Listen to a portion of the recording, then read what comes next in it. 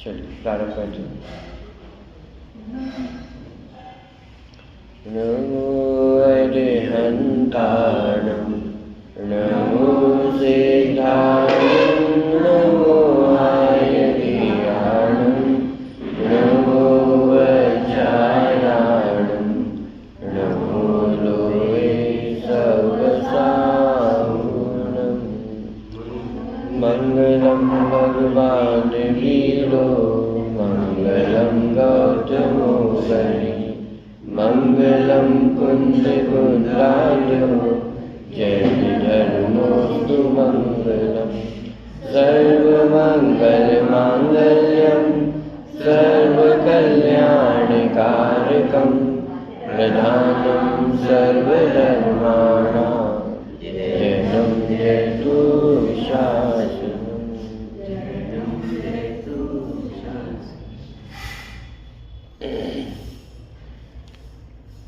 छठे नंबर की छंद की चर्चा कल हमने की थी। साध्य, साधन, आराध्य, आराधना, ये सब ज्ञान ही माने एक ज्ञान स्वरूप ही साधन है, ज्ञान स्वरूप ही साध्य है। साधन माने सहायक, हेल्पफुल। कोई भी आपको काम करना हो तो उसमें किसी न किसी वस्तु की आवश्यकता होती, साधन की आवश्यकता है। जितने पराश्रित काम हैं उसमें आपको अलग अलग साधन चाहिए। जितने बाहर के काम हैं उसमें पराधीनता है। खाना भी बनाना है तो पराधीनता है, कपड़े भी धोने हैं तो पराधीनता है, व्यापार भी करना है तो पराधीनता। माने कोई भी कार्य सहज साध्य नहीं है।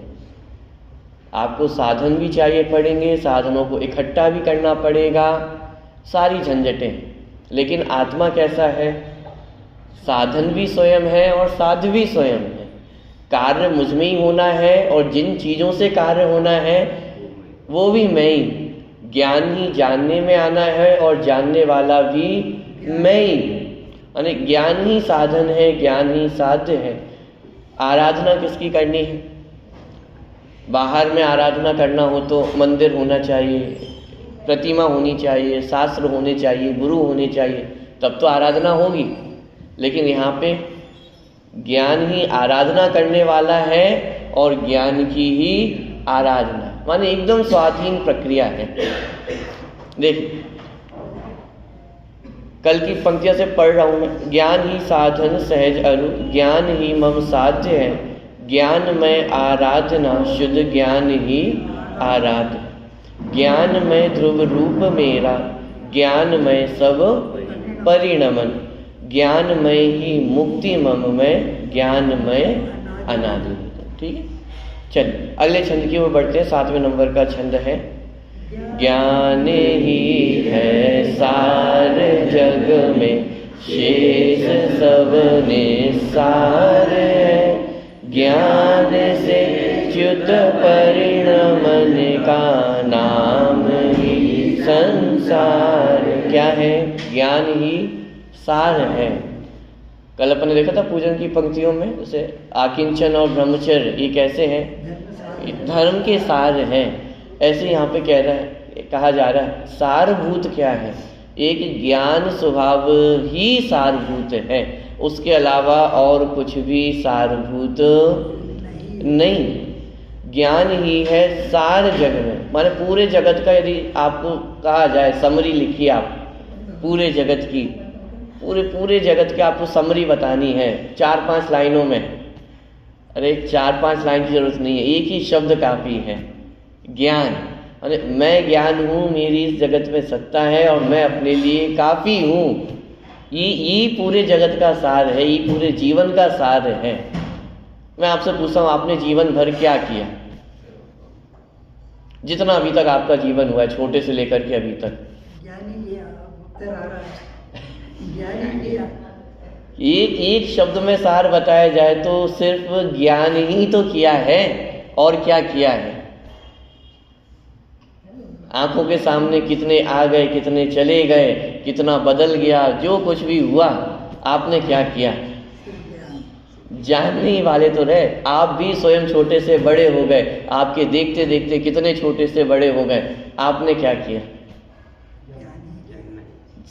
क्या कि जान जानना माने ज्ञान ही पूरे जगत में सारभूत एकमात्र ज्ञान ही है। ज्ञान ही है सार जग में, शेष सब निस्सार है। बाकी जगत में अन्य कहीं भी कोई सारभूत वस्तु नहीं है। यदि थोड़ा अलग अर्थ करके कहे कि प्रयोजनभूत वस्तु कोई भी नहीं, पूरे जगत में यदि प्रयोजनभूत वस्तु कोई है तो वह मैं स्वयं हूँ, उसके अलावा अन्य कोई भी प्रयोजनभूत वस्तु जगत में नहीं। ज्ञान ही है सार जग में, ज्ञान शेष सब निस्सार है। ज्ञान से च्युत परिणमन का नाम ही संसार है। संसार किसका नाम है? परिभाषा बनाते से राग द्वेष का नाम संसार है। राग द्वेष किसका नाम है? आत्मा की प्रीति नहीं होती है तो पर पदार्थों के प्रति राग होता है। आत्मा के प्रति प्रीति नहीं है तो पर पदार्थों में द्वेष उत्पन्न होता है। एक आत्मा की प्रीति नहीं होना, इसी का नाम राग है, इसी का नाम द्वेष है और इसी का नाम संसार है। माने अपने ज्ञान स्वभाव को भूलना, बस यही संसार है। आगे पंक्ति आ रही, ज्ञान में निज भाव को बस भूलना अपराध है।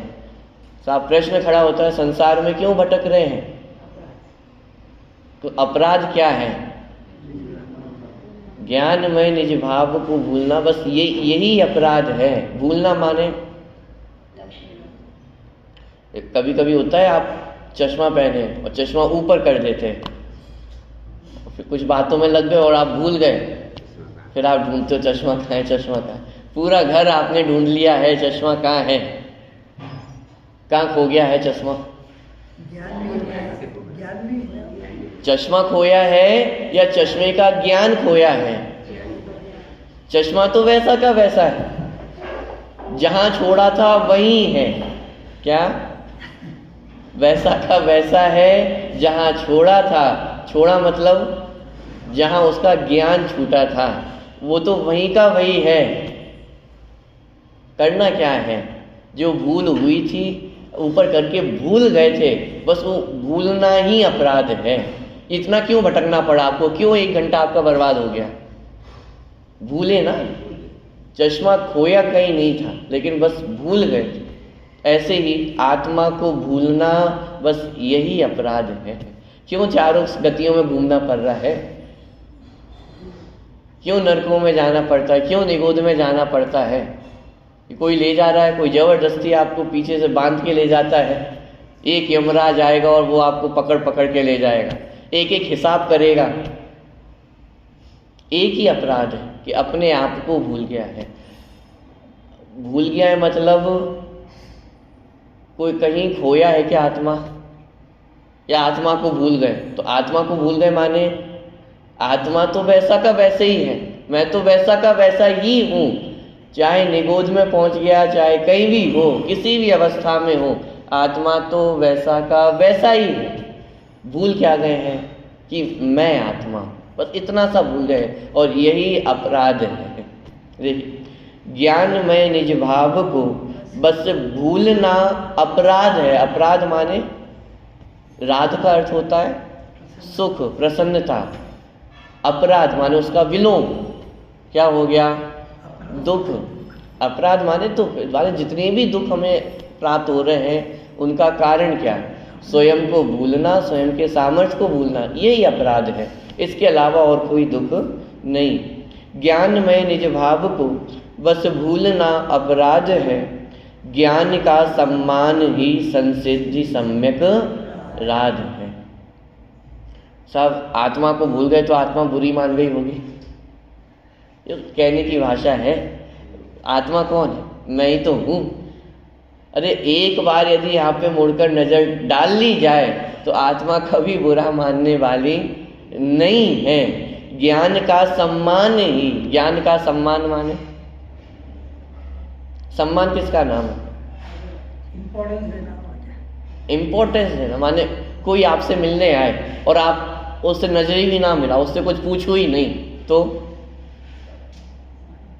अपमान हो गया। अब एक तो इतनी दूर से आए, ये भी नहीं 2 शब्द पूछ ले, हाल चाल ही पूछ ले कैसे हो, माने इसका ही नाम तो अपमान है। और सम्मान देना हो तो कितनी देर लगती है?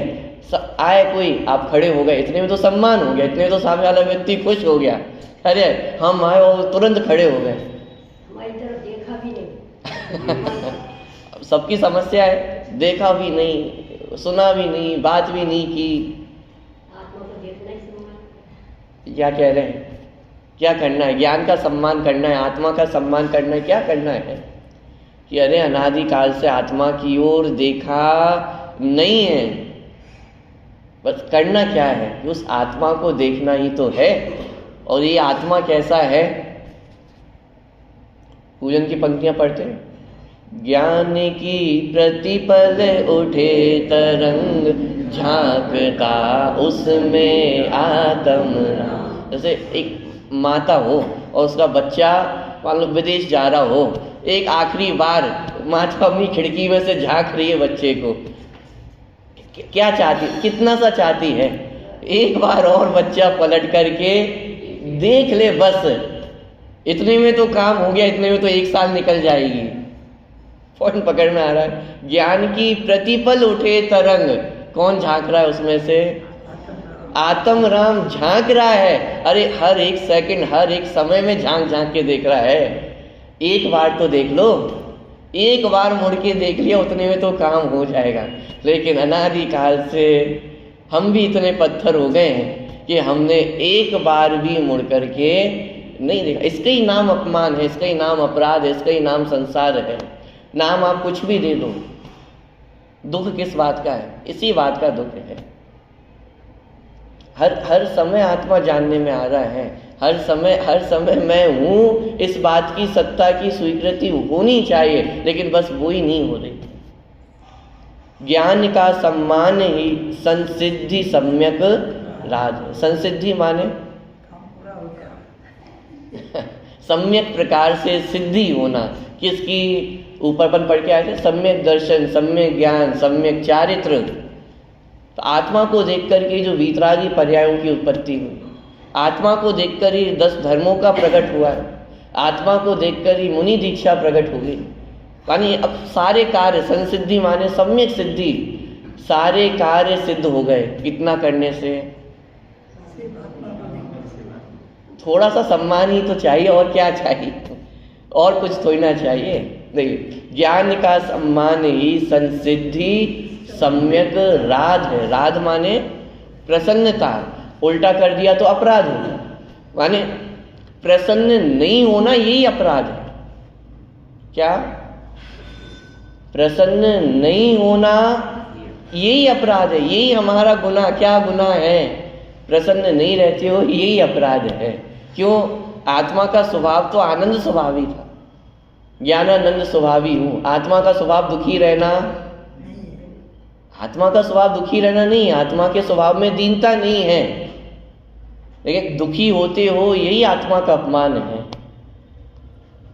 पॉइंट पकड़ में आया? साहब कहते हो ना, हमारे होते हुए तुम्हें किस बात का दुख?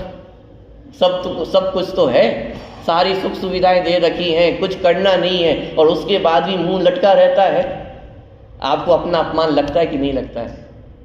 मेरे होते हुए क्या, किस चीज की कमी है? क्यों दुखी हो? तो आपको क्या लगता है? ये तो मेरा अपमान। सब कुछ दिन रात किसके लिए मेहनत कर रहे हैं और कोई खुश होता ही नहीं है घर, तब भी कोई ना कोई कमी है, तब भी कोई ना कोई कष्ट है।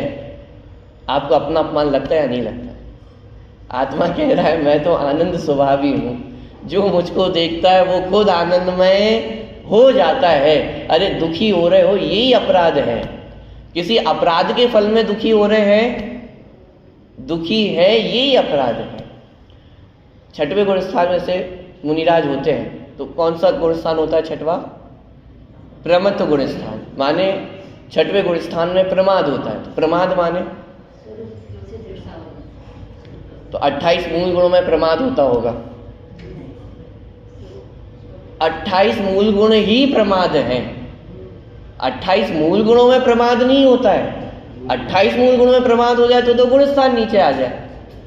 28 मूल गुणों का नाम ही प्रमाद है। यानी जो 28 मूल गुणों के पालन करने का विकल्प है, आहार लेने का विकल्प है, आहार चर्या में प्रमाद नहीं है। ईर्ष्या समिति में प्रमाद नहीं है कि ऊपर देख के भी चल लेंगे, बातें करते हुए चल लेंगे, उसमें प्रमाद नहीं है। यहाँ कहा जा रहा है ईर्ष्या समिति ही प्रमाद है। आहारचर्या में प्रमाद नहीं है, आहारचर्या ही प्रमाद है। अरे जहाँ इस शुभ भाव को भी प्रमाद कहा जा रहा हो, अशुभ की क्या बात करें। अशुभ तो है ही, लेकिन यहाँ तो शुभ भाव को भी, और किसके, और आपकी तो बात ही क्या है। मुनिराज का शुभ भाव भी उसे क्या कह रहे हैं, प्रमाद है। यही प्रमाद है। आत्मा को नहीं देखना, इसी का नाम आलस्य है। बात की क्रियाओं में प्रमाद होना वो तो और भी आगे की अलग ही बात है, लेकिन ये भाव आना ये भी प्रमाद है। क्यों? आत्मा का स्वभाव निर्विकल्प है। एक एक विकल्प ये इस बात की सिद्धि कर रहा है कि अभी आपने आत्मा को नहीं जाना है, अभी आत्मा की खबर नहीं ली है। आत्मा की खबर ली होती तो आत्मा निर्विकल्प हो जाता। पॉइंट पकड़ में आ रहा है? देखिए, ज्ञान का सम्मान ही संसिद्धि सम्यक राध है। यही सम्यक राध माने सम्यक प्रसन्नता है। सुबह अपन ने चर्चा की थी, ये प्रसन्नता यदि परद्रव्य से आ रही है तो सच्ची प्रसन्नता नहीं, परद्रव्यों से आ रही है वो तो प्रसन्नता है ही नहीं। लेकिन यदि भगवान से भी प्रसन्नता आ रही है तो सम्यक राग नहीं। स्वाध्याय से प्रसन्नता आ रही है तो साहब आज स्वाध्याय नहीं किया, एक दिन हो गया स्वाध्याय नहीं किया, मन ही नहीं लग रहा है, इसका मतलब सच्ची प्रसन्नता, सच्ची प्रसन्नता को पराधीनता नहीं चाहिए। यदि नहीं हुआ, आपको स्वाध्याय सुनने नहीं मिला तो खुश नहीं होगे क्या? प्रसन्न नहीं होगे क्या? अरे प्रसन्न होना ये सबसे बड़ा कार्य है। पॉइंट पकड़ में आ रहा है? प्रसन्न होगे तो स्वाध्याय सफल होगा, प्रसन्न होगे तो पूजन सफल होगी, और सफल प्रसन्न नहीं होगे तो अपराध है। ऊपर क्या लिखा? अपराध। प्रसन्न नहीं होना यही अपराध है। हर कार्य में ये कब प्रसन्न होना चाहिए? मंदिर आने के टाइम, पूजन के टाइम, स्वाध्याय के टाइम, यही है बस प्रसन्नता के समय। बाकी तो सब दुखी दुख है घर गृहस्थी में। अरे जहाँ रहो वहाँ प्रसन्न रहो, सहज रहो, ये बात यहाँ पे कही जा रही है।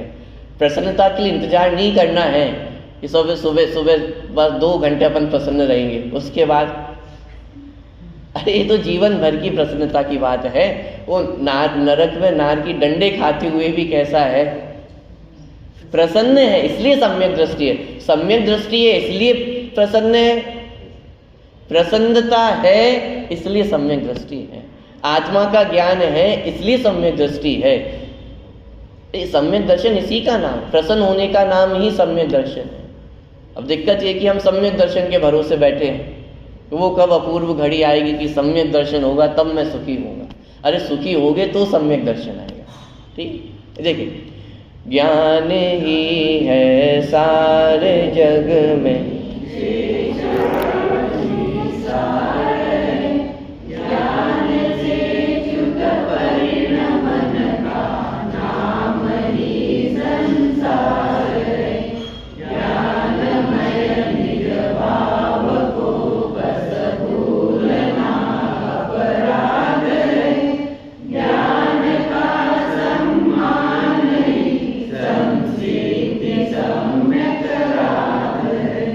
सम्मान माने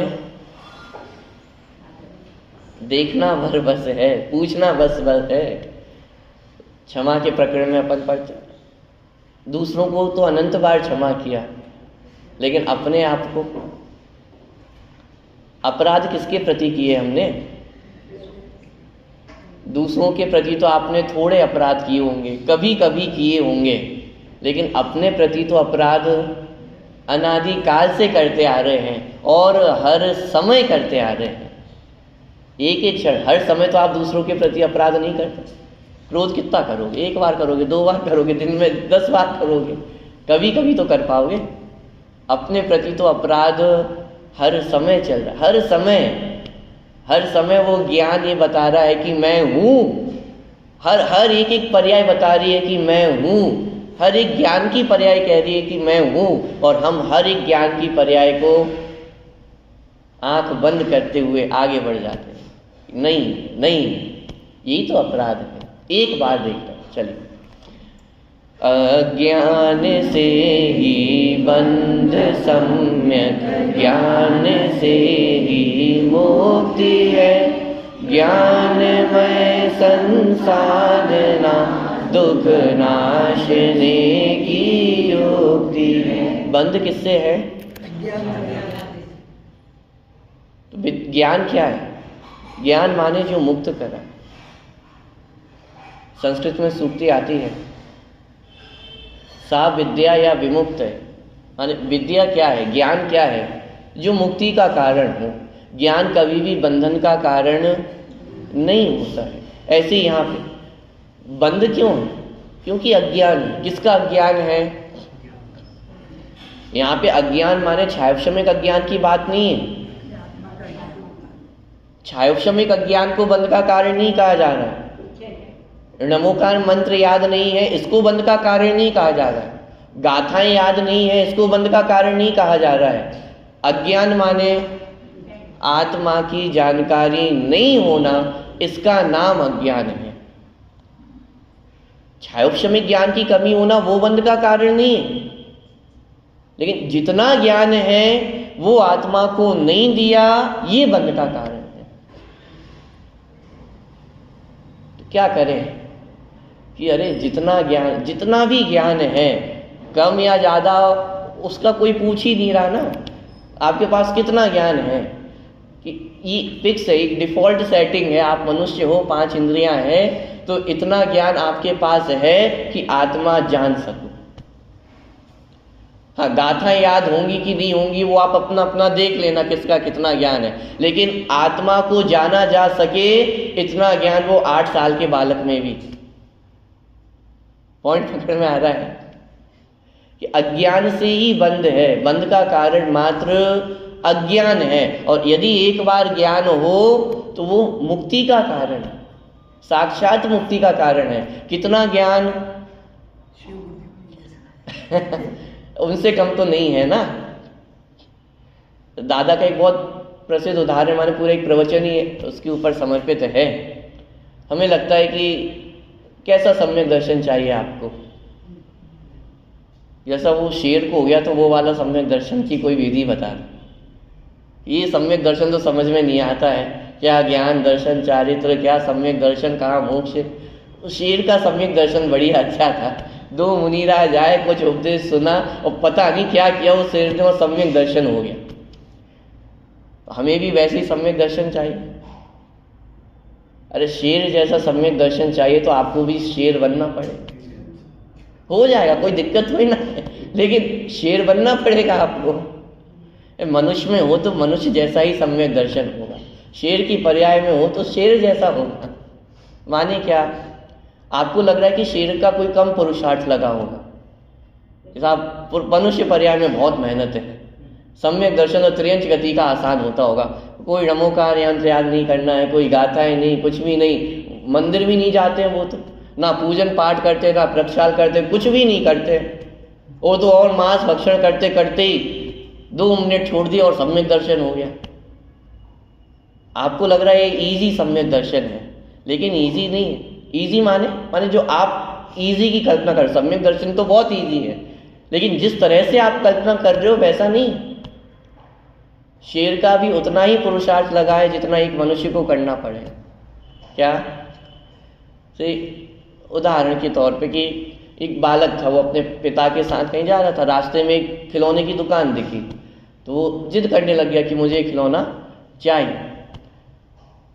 जब जिद करने लग गया तो पापा ने बोला चलो दिला देते हैं। खिलौना खरीदने गए, वो खिलौना 1200 रुपये का था।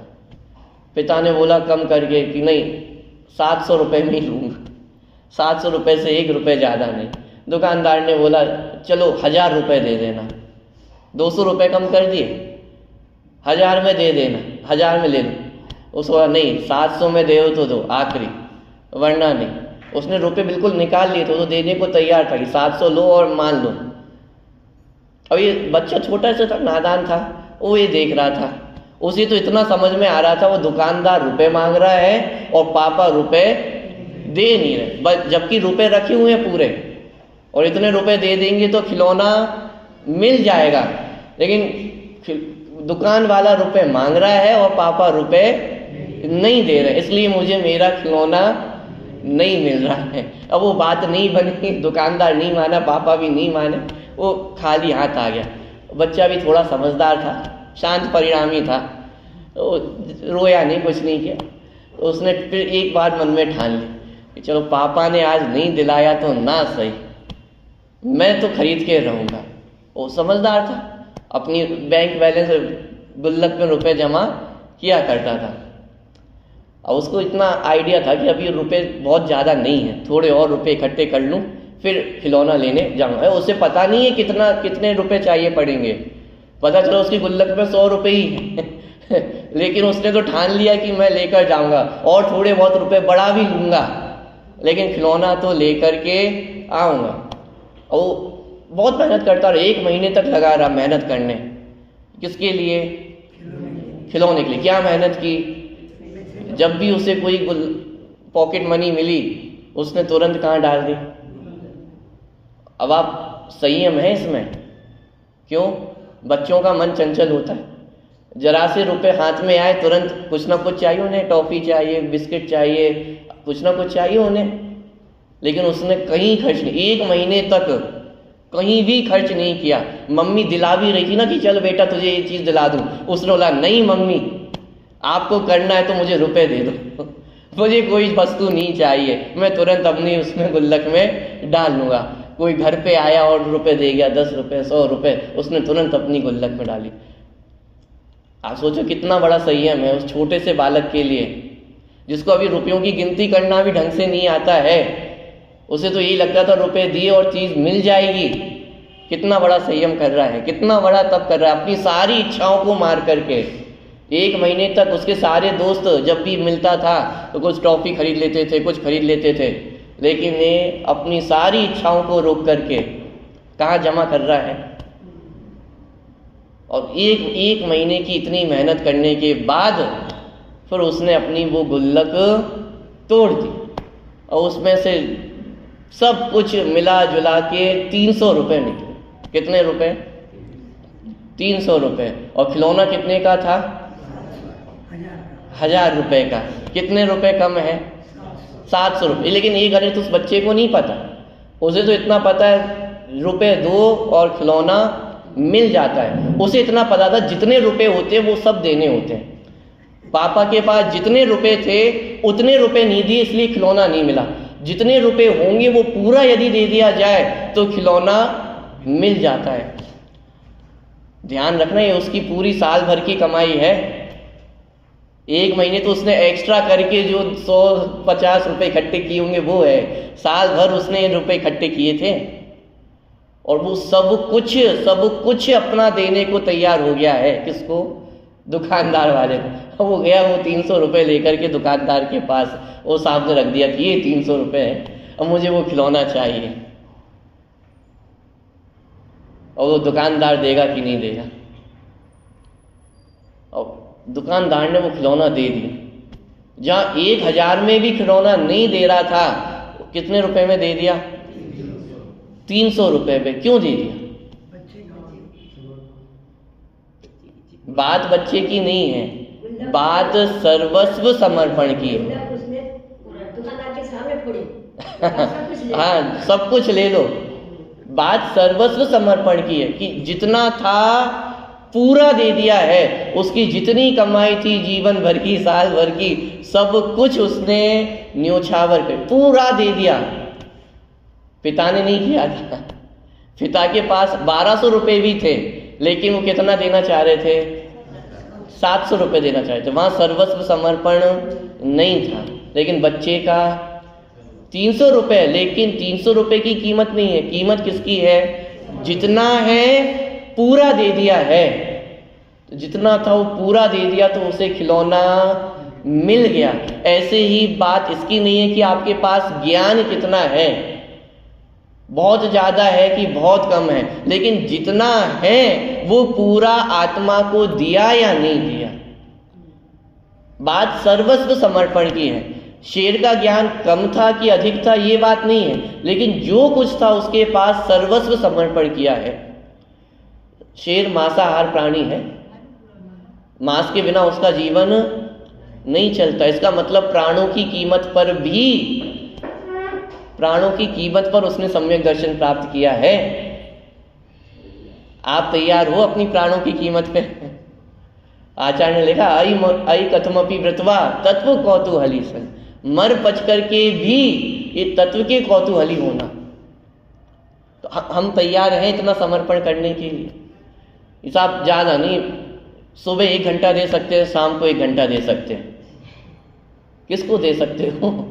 हमें नहीं चाहिए आपका समय, अपना समय अपने को भी देने को हम तैयार नहीं हैं। और बात करते कि सम्यक दर्शन हो जाए। किसी दूसरे का समय मांगा है, अपना समय किसके लिए मांग रहे हैं? अपने लिए ही तो मांग रहे हैं, किसी दूसरे के लिए तो बिना मांग रहे हैं। सम्यक दर्शन कैसे हो? सर्वस्व समर्पण। जैसे व्यापार में सर्वस्व समर्पण होता है, परिवार में सर्वस्व समर्पण होता है, ऐसे ही सम्यक दर्शन के लिए भी सर्वस्व समर्पण चाहिए, ज्ञान अधिक नहीं चाहिए। इसलिए लिखा अज्ञान से ही बंध है। अज्ञान माने क्षावशमिक अज्ञान की बात नहीं है कि कम आता है इसलिए बंध है, इसलिए संसार है, इसलिए संसार नहीं है। जितना भी आता है, जितना भी ज्ञान है, वो आत्मा में नहीं लगाया, बस इसका नाम अज्ञान है, इसका नाम बंध है। अज्ञान से ही बंध, सम्यक ज्ञान से ही मुक्ति है। सम्यक ज्ञान से ही मुक्ति है। जैसे ही सम्यक ज्ञान हुआ, जैसे ही आत्मा की आराधना हुई, उसी का नाम मुक्ति है। अब बाहर में तो मोक्ष जब होना होगा उसी समय होगा, लेकिन प्रसन्नता आज से ही प्रारंभ होगी। ज्ञानमय संसाधना दुख नाशने की युक्ति। ज्ञानमय संसाधना, साधना माने सम्यक रूप से साधना। पहले शब्द आया था संसिद्धि, माने सम्यक रूप से सिद्धि होना। कैसे हुई? संसाधना माने सम्यक रूप साधनों से सिद्धि हुई है। सम्यक रूप साधन कौन है? वो भी ज्ञान है। संसिद्धि भी किसकी हुई? ज्ञान की ही हुई है। माने इजी टर्म समझे, सिद्धि माने कार्य का सफल होना, कार्य की सिद्धि हो जाना। तो ज्ञान ने ज्ञान को जाना, इसमें मेरी ही सिद्धि है, इसमें मेरा ही कार्य सफल हुआ है। ज्ञानमय संसाधना दुख नाशने की युक्ति है। जो विराधक ज्ञान का सो डूबता।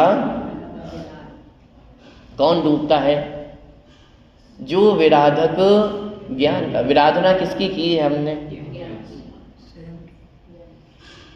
कि आज तक हमने अपनी आराधना नहीं की, बस इसी का नाम विराधना है। जब जीव अपनी विराधना करता है तो फिर देवशास्त्र गुरु की आराधना कर सकता है। पॉइंट पकड़।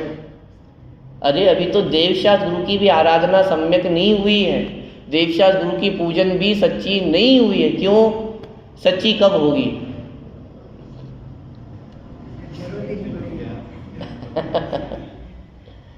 कि अरे जिस दिन अपनी आराधना होगी उस दिन देवशास्त्र गुरु की सच्ची आराधना होगी।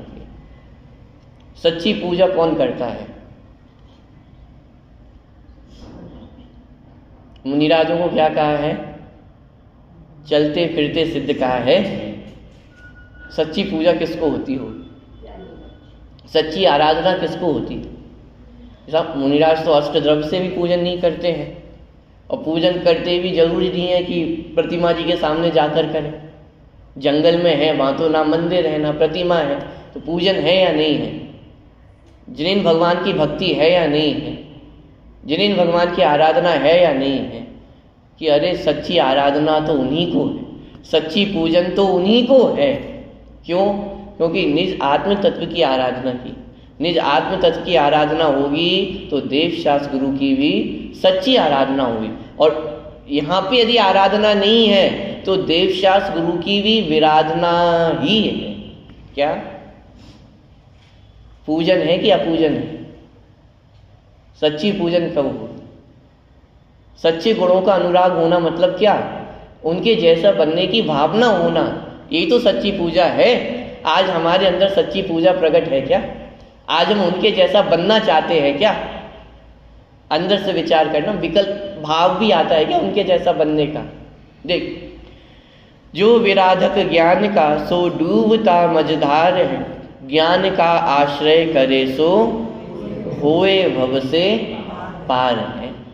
ये बिल्कुल मुक्ति के द्वार पे वाली बात आ गई है। पहले बात हुई थी मुक्ति के द्वार पे खड़ा हूँ, ये सारी बातें अब चल रही हैं, बिल्कुल मोक्ष के द्वार पे आके खड़े हो गए हैं।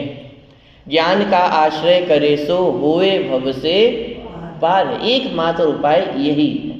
ये अंतिम छंद है, इसमें माने जो पूरा ज्ञानाष्टक है उसकी महिमा इसमें वर्णन की है। यो जान महिमा ज्ञान की, निज ज्ञान को स्वीकार कर, ज्ञान के अतिरिक्त सब पर भाव का परिहार कर, निज भाव से ही ज्ञानमय हो, परम आनंदित रहो, होय तन्मय ज्ञान में तब शीघ्र शिव पदवी धरो। यो जान महिमा ज्ञान की, यो मतलब कि पहले जो पूरे 8 छंद हो गए हैं, यो जान महिमा ज्ञान की, कि इस प्रकार पूरी ज्ञान की महिमा जानो। ज्ञान की महिमा जानो माने, ज्ञान माने कौन? स्वयं की महिमा जानो, आत्मा की महिमा जानो। यो जान महिमा ज्ञान की, निज ज्ञान को क्या करना है? सम्यक ज्ञान करो, सम्यक दर्शन करो, सम्यक चारित्र करो। क्या करना है? सिर्फ स्वीकार करना है, मैं ज्ञान हूँ, मैं आत्मा हूँ और ये आज मुझे स्वीकार है। इतना सही कार्य है और कुछ नहीं करना है। लाना नहीं है आत्मा, कहीं खोया नहीं है आत्मा। चश्मा सिर्फ ऊपर किया है, भूले हो आप चश्मा कहाँ है। चश्मा को कहीं से लाना नहीं है, बनाना नहीं है, सिर्फ क्या याद करना है, अरे चश्मा तो यही है, नीचे कर लिया। इतने ही कार्य है, मैं आत्मा हूँ, इसको स्वीकार कर लिया, बस यही सम्यक ज्ञान है, यही सम्यक दर्शन है, यही सम्यक चारित्र है, यही मोक्ष मार्ग है। यो जान महिमा ज्ञान की, निज ज्ञान को स्वीकार कर। लेकिन दिक्कत ये है कि आज तक स्वीकार ही नहीं किया, एक्सेप्ट ही नहीं किया है कि मैं आत्मा हूं। आप विचार करके देखें, सुबह से दिन भर हम जो कुछ भी कार्य करते हैं, एक एक पल को भी हमें लगता है कि मैं इनसे भिन्न हूँ, ये शरीर, ये सारे पदार्थ मुझसे भिन्न हैं। एक बार को भी मन में कल्पना भी नहीं आती है। हर दिन रात किसके लिए हम कर रहे हैं? शरीर के लिए ही तो कर रहे हैं। दिन रात एकत्व ममत्व किस में बैठा हुआ है? शरीर के लिए ही तो है। देखिए, यो जान महिमा ज्ञान की, निज ज्ञान को स्वीकार कर, ज्ञान के अतिरिक्त सब पर भाव का परिहार कर। क्या करना है? ज्ञान के अतिरिक्त जो कुछ भी है वो सब परिग्रह है। कल की चर्चा पूरी, क्रोध मान माया लोभ ये सब भी कैसे हैं? परभाव हैं, ये परिग्रह है, ये आत्मा की संपत्ति नहीं है, ये आत्मा की संपत्ति को हरने वाले हैं, आत्मा की संपत्ति नहीं है, इसलिए इनका भी परिहार कर। ज्ञान के अतिरिक्त सब परभाव का परिहार कर, निज भाव से ही ज्ञानमय हो, परम आनंदित रहो। क्या कह रहे हैं? निज भाव से ही, निज भाव माने स्वभाव से, निज भाव माने, निज माने स्वभाव, स्वभाव से माने आत्मा नेचुरली कैसा है? निज भाव से ही ज्ञानमय हो। ये अरे स्वभाव से ही ज्ञानमय हो, तो क्या कह रहे हैं? ज्ञानमय हो इसीलिए परम आनंदित रहो। स्वभाव से राग वाला नहीं कहा, स्वभाव से द्वेष वाला नहीं कहा, क्या कहा? स्वभाव से ज्ञान वाला हो। ज्ञान वाले हो इसलिए कैसे रहो? आनंदित रहो। जैसे पानी का स्वभाव से ही कैसा है, शीतलता है। अब गैस पे रख दिया है तो कैसा हो गया है, एकदम खौलता हुआ गर्म हो गया है। उस समय भी कैसा है, शीतल है। ये जानकर के आनंदित रहो, ये कह रहे हैं।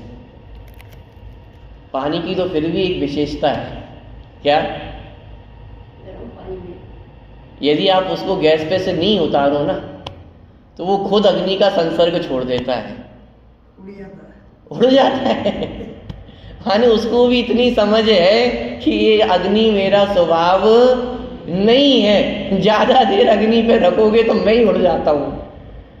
लेकिन हम अनादिकाल से इस शरीर में ही संसर्ग करते आ रहे हैं।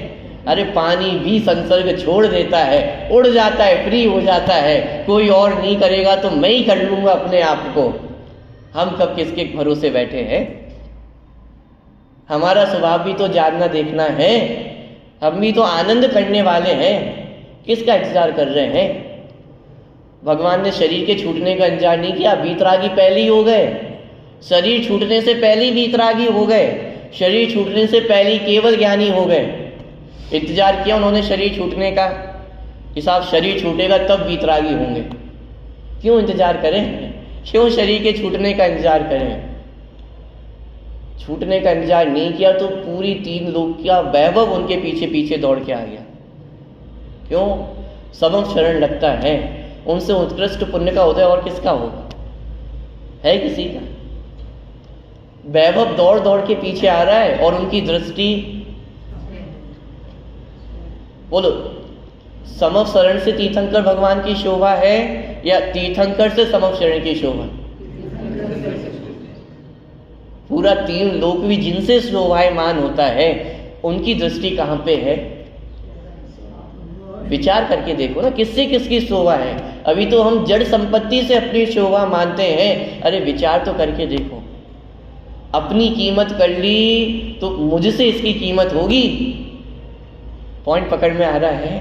अभी जिससे हम अपनी कीमत मान रहे हैं, तो जिससे मान रहे हैं माने उसको हमने कीमत ज्यादा दी है ना। अपनी कीमत कम की, उसको कीमत अधिक दी।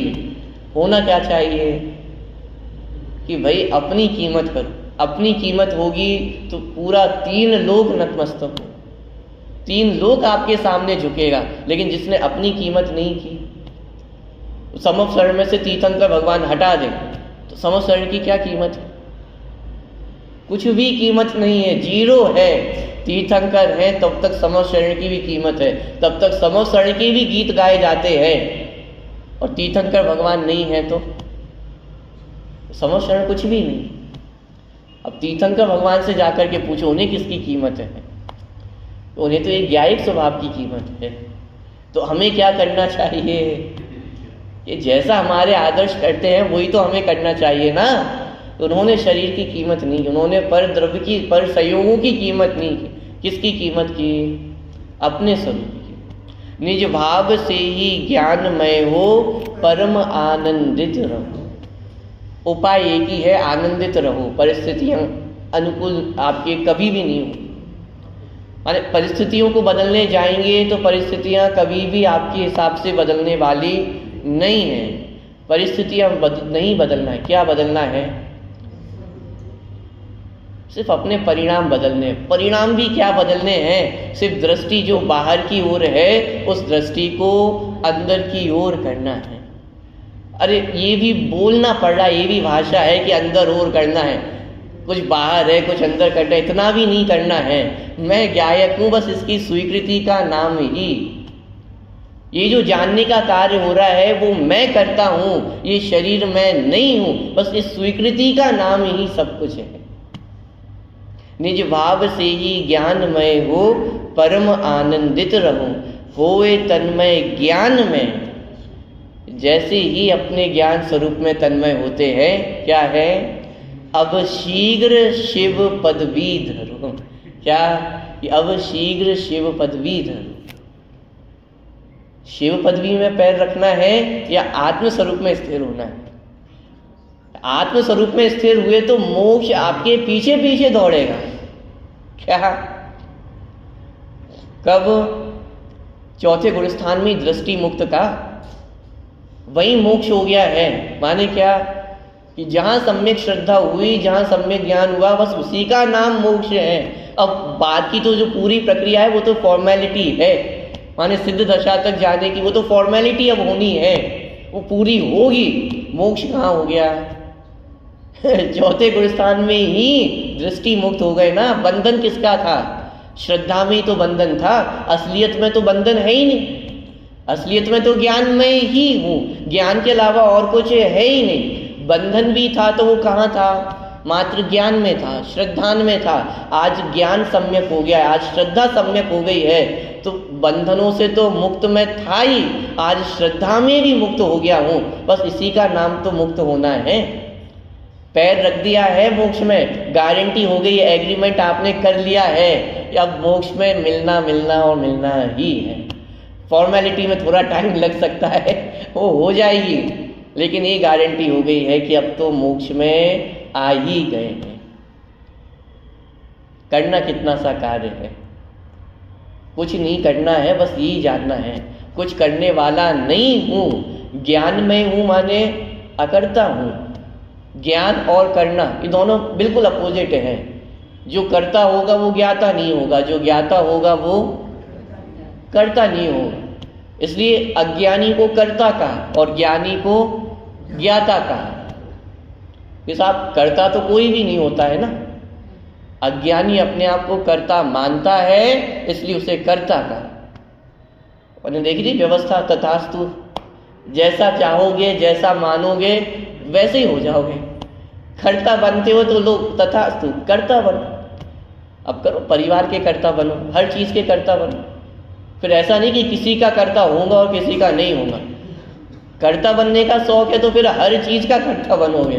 करो, अब दिन रात आप मजदूरी करो। मजदूरी नहीं कर रहे, इस शरीर की मजदूरी तो कर रहे हैं। दिन रात किसके लिए जाते हैं कि साहब ये शरीर सुखमय से रहे, अच्छे से रहे, इसी की तो मजदूरी है। आपको कर्ता बनना पसंद है, आप कर्ता बनो, लेकिन जिसको ज्ञाता बनना पसंद है तथास्तु। अनंत काल तक सिर्फ जानना जानना और जानना ही है, उसके अलावा और कोई कार्य ही नहीं है। अनंत काल तक सिर्फ जानना जानना और जानना। कब होगा कि एक समय को यदि मैं जानने वाला हूँ, ऐसी स्वीकृति एक समय की है। एक समय यदि जान लिया तो कार्य हो गया। क्षण भर निज रस को पी चेतर, कितनी देर? और मिथ्यात्व तो अनादिकाल का है, बहुत ताकत है, बहुत शक्तिशाली है। क्षण भर निज रस को पी चेतर, एक क्षण को पी करके तो देखो, एक क्षण अपने आप को देख करके तो देखो। जिस क्षण आत्मा की ओर दृष्टि होती है, कर्म थर थर, कर्म भी कांपेंगे, कर्म खुद भगेंगे, भग रहे दुर्भाव सारे। क्या करना कितना सा कार्य?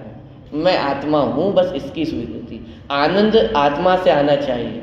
दोबारा, इसका आनंद है तो सच्चा आनंद नहीं है। सुबह की पूरी चर्चा आप याद कर लेना। आनंद किसका होना चाहिए? प्रसन्नता किसकी होनी चाहिए? स्वभाव से आनंद आना चाहिए। मैं आनंद स्वभावी हूँ तो इसका आनंद होना चाहिए। इसका आनंद है तो 3 काल में आपको कोई दुखी नहीं कर सकता, कोई दुखी नहीं कर सकता है। कछु भय नारे जान लियो संसार। क्यों भय नहीं है? मृत्यु नहीं होगी क्या?